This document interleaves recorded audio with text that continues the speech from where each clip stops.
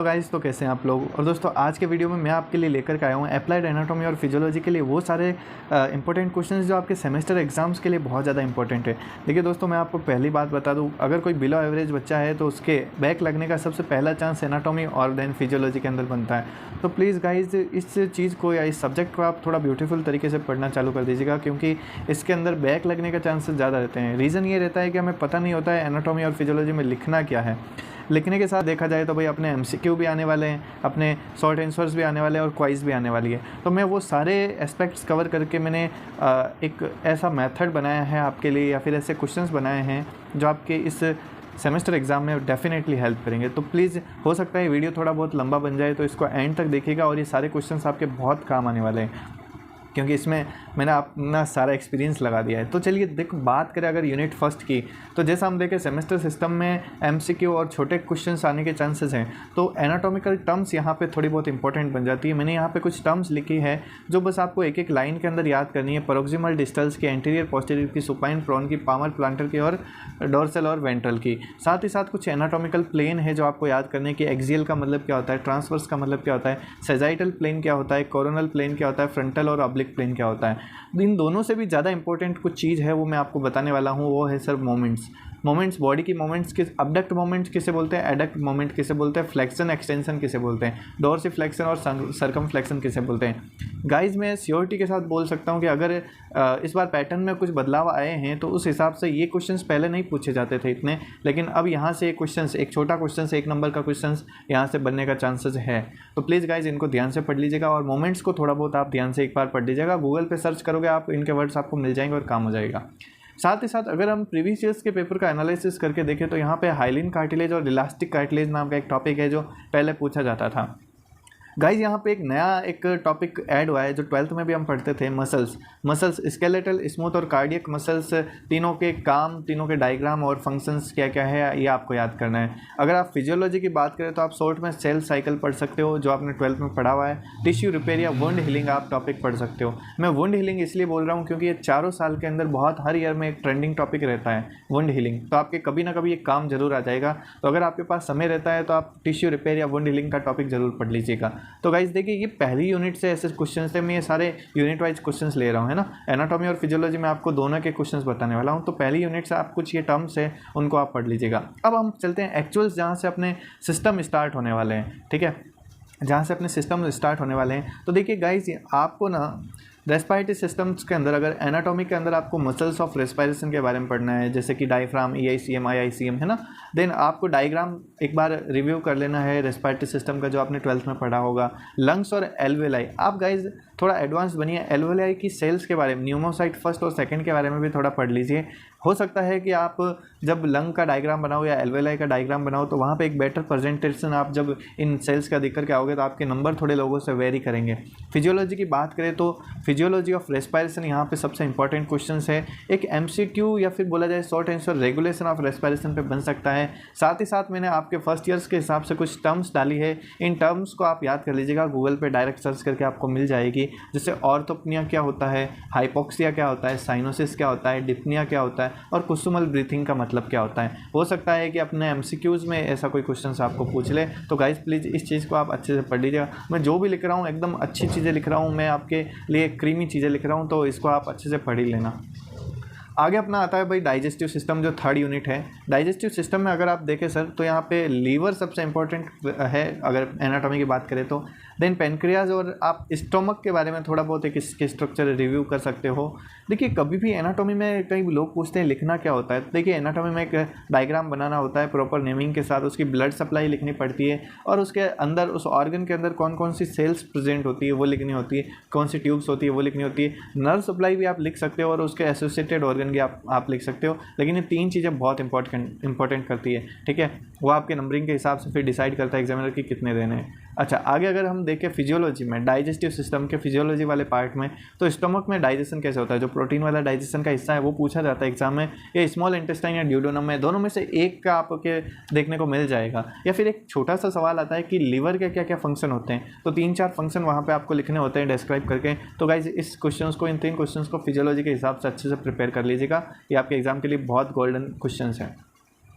Circulatory या lymphatic system की बात करें, ये काफ़ी इंपॉर्टेंट टॉपिक होता है क्योंकि थोड़ा बहुत ये आपको डिफ़िकल्ट लगेगा बाकी सिस्टम से। यहाँ पे अगर बात करें तो आपको नॉर्मली ब्लड के बारे में देख लेना है, कौन कौन सी सेल होती है, यानी कि इसका कंपोजिशन देख लेना है। एक हार्ट का डायग्राम आप बना करके प्रिपेयर रखो, यानी कि आप ध्यान रखा करो। देखिए मेन यहाँ पर मैं 3 स्टार लगा रहा हूँ, नर्व और blood supply to heart. Heart की सप्लाई क्या होती है, आपके एग्जाम का बहुत इंपॉर्टेंट क्वेश्चन बन सकता है क्योंकि यूनिवर्सिटी शॉर्ट आंसर देने वाली है, तो ये शॉर्ट आंसर्स के लिए बहुत उसके सारे क्राइटेरिया फुलफिलमेंट करता है। इस बार मैंने कुछ क्वेश्चंस देखे हैं, कुछ सिलेबस में बदलाव देखा है। यहाँ पे आपको आईवी इंजेक्शन, इंट्रावीनस इंजेक्शंस जो अपन डायरेक्ट नस में या डायरेक्ट ब्लड में डालते हैं, उन आईवी इंजेक्शंस के लिए साइट कौन कौन सी है, उनकी वेन्स कौन कौन सी है, वो पूछी जा सकती है और ये क्वेश्चंस आपके एमसीक्यू में आ सकता है। तो guys please be careful for it, ठीक है। देन क्लॉटिंग फैक्टर आपको याद कर लेने हैं सारे। आगे अगर फिजियोलॉजी वाले पार्ट की बात करें तो यहाँ पे बीपी और पल्स साथ ही साथ इसके फैक्टर इन्फ्लुएंसिंग, ये क्वेश्चंस आपके एग्जाम में कई बार पूछा जाता है। कार्डियक साइकिल्स है जो आपको याद करना है। देन आपको हार्ट का कंडक्शन सिस्टम है, एसए नोड है, एवी नोड, उसके बारे में आपको सिंप्लीफाई करके पढ़ लेना है क्योंकि ये आपके एमसीक्यू में आ सकता है। एसए नोड का पूरा नाम, या फिर पेस मेकर किसे बोलते हैं, पेस सेटर किसे बोलते हैं। साथ ही साथ आपको 2 डेफिनेशन याद करनी है, स्ट्रोक वॉल्यूम और कार्डियक आउटपुट की ध्यान रखिएगा। स्ट्रोक वॉल्यूम की डेफिनेशन आपके एग्जाम में आने के बहुत ज़्यादा चांसेस हैं, या फिर ये पूछ सकता है स्ट्रोक वॉल्यूम कितना होता है, ठीक है। आगे अगर हम बात करें एंडोक्राइन, यहाँ पे कुछ फिजियोलॉजी के और क्वेश्चंस बचे हैं। इरिथ्रोपोइसिस, गाइस इरिथ्रोपोइसिस की स्टेजेस के नाम याद कर लेना। और एमसीक्यू के लिए इरिथ्रोपोइसिस, खून कहाँ बनता है, ब्लड कहाँ बनता है, बच्चे में कहाँ बनता है, इन्फेंट में कहाँ बनता है, एम्ब्रियो में कहाँ बनता है, या फिर बात करें एडल्ट में कहाँ बनता है या कौन बनाता है, तो प्लीज़ ध्यान रखिएगा, ये क्वेश्चन आपके एग्जाम में आ सकता है। या फिर हीमोस्टेटिस की मैकेनिज्म, जो इंट्रिंसिक और एक्सट्रिंसिक पाथवे है वो यहाँ पे आ सकता है। और एक आप ब्लड ग्रुपिंग याद कर सकते हो क्योंकि आपके 12th में भी आता है, तो आपके लिए ये ईजी हो जाएगा। तो ये जो मैंने यहाँ पे टिक लगाए हैं वो सारे क्वेश्चंस यहाँ पे इंपॉर्टेंट है, ओके। देन एक बार फाइनल हम रिव्यू करेंगे तब मोस्ट इंपॉर्टेंट भी देख लेंगे। साथ ही साथ अभी आप देखिए सारी चीज़ें कवर करते चलिए। एंडोक्राइन ग्लैंड की बात करें तो पिट्यूटरी ग्लैंड, थायराइड ग्लैंड और एड्रिनल ग्लैंड, तीनों की एनाटॉमी आपको आनी चाहिए, ये बहुत इंपॉर्टेंट है। लेकिन अगर फिजियोलॉजी की बात करें तो आपको बस देख लेना है गोइटर किससे होता है, डायबिटीज़ मेलाइटिस किससे होता है। ज़्यादा से ज़्यादा आप देख सकते हो फंक्शन क्या होते हैं पैराथायरॉयड ग्लैंड के, और आपको एड्रिनल और पेनक्रियाज के फंक्शन देख लेने हैं, बस इतने से ज़्यादा इसमें से इतना कोई क्वेश्चन खास नहीं आता। आगे बात करते हैं सेंसरी ऑर्गन, ये बहुत इंपॉर्टेंट है क्योंकि यहाँ से क्वेश्चंस पक्का पड़ता है।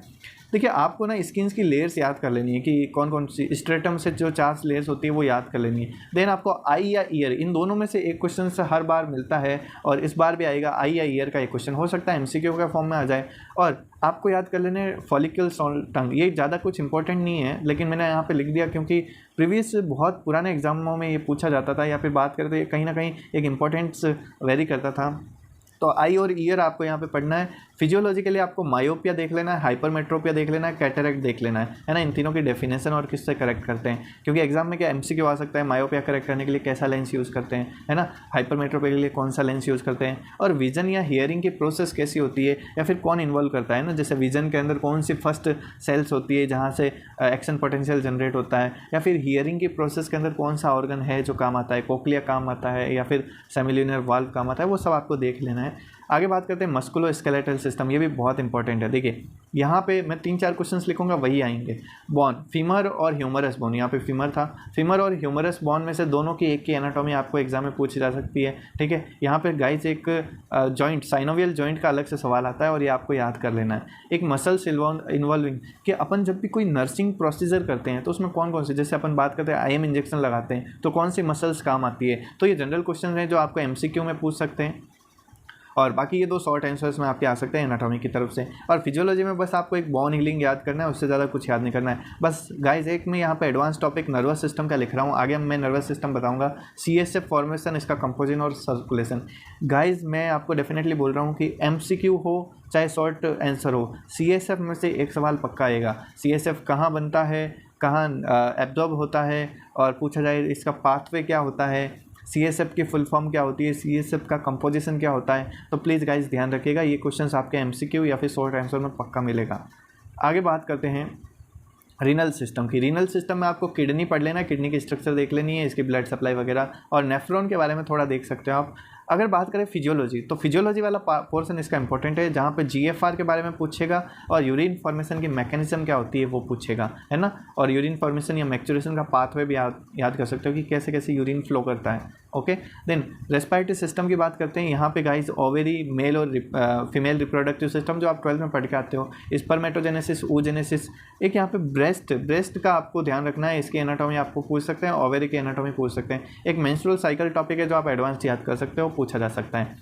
अगर फिजियोलॉजी की बात करें तो यहाँ पे फंक्शन ऑफ ब्रेस्ट पूछे जा सकते हैं, सीमन्स के बारे में पूछा जा सकता है कि सीमन का कंपोजिशन क्या होता है या कौन सी ग्लैंड इसे बनाती है ना। और साथ ही साथ ये पूछ सकते हैं कि मेल और फीमेल में कौन कौन सी ग्लैंड्स होती है जो रिप्रोडक्टिव सिस्टम में पार्टिसिपेट लेती है। हार्मोन्स के बारे में आपको एमसीक्यू में पूछा जा सकता है, तो ध्यान रखिएगा। आगे अगर बात करें भाई नर्वस सिस्टम की, ये बहुत इंपॉर्टेंट है नर्वस सिस्टम भी। यहाँ पे स्पाइनल कॉर्ड आपको पूछा जा सकता है, मतलब इसके फंक्शन, क्रेनियल नर्व क्या होती है वो पूछा जा सकता है, स्पाइनल कॉर्ड की स्ट्रक्चर भी आ सकती है ना। Circle of villous, very very very important.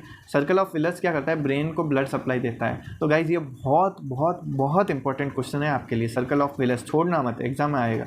Brain की स्ट्रक्चर आपको देख लेनी है भाई कि fore brain, mid brain, hind brain होता है वो, ठीक है, क्योंकि आप ये 12th में 11th में पढ़ चुके हो, तो आपके लिए थोड़ा बहुत ईजी भी रहेगा। आगे अगर हम फिजियोलॉजी में बात करें तो न्यूरॉन क्या होता है, न्यूरॉन की एनाटॉमी भी पढ़ लेना है, इसका डायग्राम भी आता है। एक लिम्बिक सिस्टम के बारे में पढ़ना है आपको। फिजियोलॉजी ऑफ पेन, दर्द कैसे होता है वो आपको देखना है। फंक्शन ऑफ सेरिबेलम, सेरिबेलम के क्या क्या काम होते हैं वो देखने हैं। और क्रेनियल नर्व्स जो आप पढ़ोगे उनके क्या क्या फंक्शन है, उल्टा फागवा करके हम ट्रिक से पढ़ते हैं, उनके क्या क्या फंक्शन है वो आपको पढ़ना है। तो मेरी तरफ से देखिए ये सारे क्वेश्चन है जो आपकी एनाटॉमी और फिजियोलॉजी के लिए वेरी वेरी वेरी इंपॉर्टेंट रहने वाले हैं, ठीक है। अब देखिए गाइस हम कुछ स्ट्रेटजी समझते हैं। मैं देख लेता हूँ ये कितना बड़ा वीडियो, अभी 13 मिनट का वीडियो है, ज़्यादा नहीं हुआ, तो चलिए हम कुछ स्ट्रेटजी समझते हैं। देखिए ये सारे क्वेश्चंस मैंने आपके लिए बहुत ज़्यादा आपके सिलेबस का असेसमेंट करके बनाए हैं, तो कहीं ना कहीं आप देखिएगा कि इनमें से काफ़ी क्वेश्चंस, लगभग 80-90% आपका पेपर यहीं से बनेगा। मैंने कुछ MCQs के पॉइंट्स को भी कवर किया है कि कहाँ से MCQ आ सकता है, किस वे में आपको पूछा जा सकता है। यूनिवर्सिटी पे डिपेंड करता है वो किस तरीके के बदलाव है वो अपने पेपर में करती है। ये आप भी पहली बार देखोगे, हम भी पहली बार देखेंगे, आपके टीचर्स भी पहली बार देखेंगे। नर्सिंग कॉलेजेस में ज़्यादा पढ़ाई नहीं की जाती, स्टूडेंट्स को खुद को पढ़ना पड़ता है।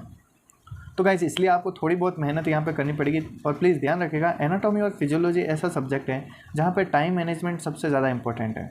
टाइम मैनेजमेंट बहुत इंपॉर्टेंट है, इसलिए इंपॉर्टेंट है गाइस क्योंकि 2 पेपर है, बड़े बड़े पेपर है। अब आपको 3 घंटे मिलते हैं ना, तो 1 घंटा 15 मिनट आप एनाटॉमी को दो और फिजियोलॉजी को आप 1 घंटा 45 मिनट्स तक दे सकते हो।